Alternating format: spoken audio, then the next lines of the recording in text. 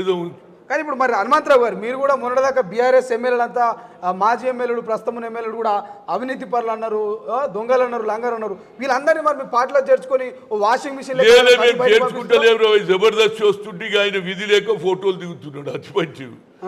ఆయనకి ఇష్టం లేదు. వాళ్ళంతా వాళ్ళే మేము వస్తాం అంటే ఈ అమ్మ ఊకే అంటూ రారా అంటూ మనం చూడకూడ ఇంటికాడ పోయి నిలబడి సార్ మేము అందరూ అందరు దర్వాజా కాడు అరే ఆవే అన్నట్టు ఆయన పిలుస్తున్నాడు. కానీ మీరు భయపెడుతున్నారట కదా, కేటీఆర్ అన్నాడు మన మా ఎమ్మెల్యేలని కాంగ్రెస్ పార్టీ నాయకులు భయపెడుతున్నారు, పోలీసులతో ఫోన్ కేసులు పెట్టిస్తా అంటున్నారు, అందుకే వాళ్ళు భయపడి వస్తున్నారు. వాళ్ళ మీద కేసులు ఉన్నాయి కాబట్టి భయపడి వాళ్ళు వస్తున్నారు. మేమేం విలువలే, వాళ్ళంతలో వాళ్ళే వస్తున్నారు. మేము ఒక్కటే అన్నాము, గర్వాపసి అన్నాము. గర్వాపసిలో వచ్చేటోళ్ళు వస్తున్నారు అంటే మేము వీళ్ళని రమ్మని అన్నావా? నీ పార్టీలో ఉన్నారు, నువ్వు వాళ్ళను మేనేజ్ చేసుకో, జరిగిన తప్పులు సరిదిద్దుకో, మేధోమతులు పెట్టు. మేమేమేమి తప్పులు చేసినాం? మొదటి తప్పు నీదేంది? టీఆర్ఎస్ పోయి బీఆర్ఎస్ చేసినప్పుడే 50% తగ్గింది.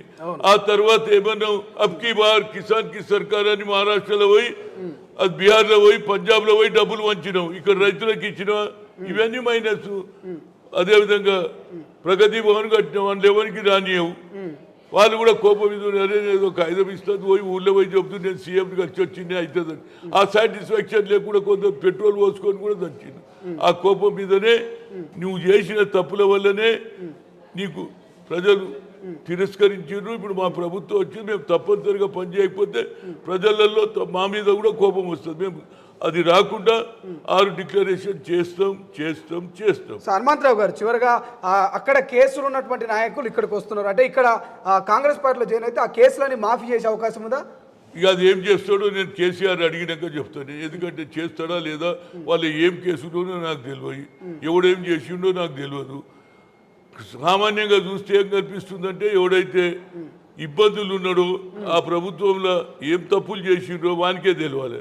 ఆ వచ్చినాయని మరి రేవంత్ రెడ్డి ఎంక్వైరీ చేస్తాడు కదా, చేస్తాడని ఎట్లా చెప్తావు? న్యాయమైంది ఏదైనా నిజంగానే న్యాయబద్ధం ఉంటే న్యాయం చేస్తాడు, లేకపోతే ఆయన ఇవి చెయ్యి అంటాడు. చాలా మంది ఆశలు ఉన్నారు.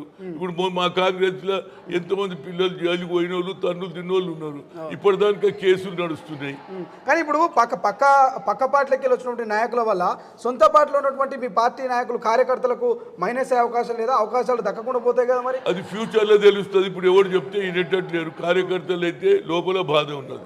ఒకటి మాత్రం వచ్చిన వాళ్ళకు పదవులు ఇవ్వకుండా పాతోళ్ళకి ఇవన్నీ కోరుతున్నారు. కానీ కొత్త వాళ్ళకు కూడా మంత్రి పదవి ఇచ్చే అవకాశం, మంత్రివర్గంలోకి వాళ్ళని తీసుకొచ్చే అవకాశం ఉన్నటువంటి కామెంట్స్ చూడండి. అది అయినప్పుడు మళ్ళీ మాట్లాడతాయి. ఆయన క్యాబినెట్ ఇప్పటి వరకు అయితే ఈ క్యాబినెట్ ఎవరు లేరు. కొత్త క్యాబినెట్ లెవెల్ అని వస్తే దాని మీద ప్రజల రియాక్షన్ ఏముంటుందో నేను ఆయన ముఖ్యమంత్రి దృష్టికి తీసుకెళ్తాను. అసలైన తొలి వెలుగు.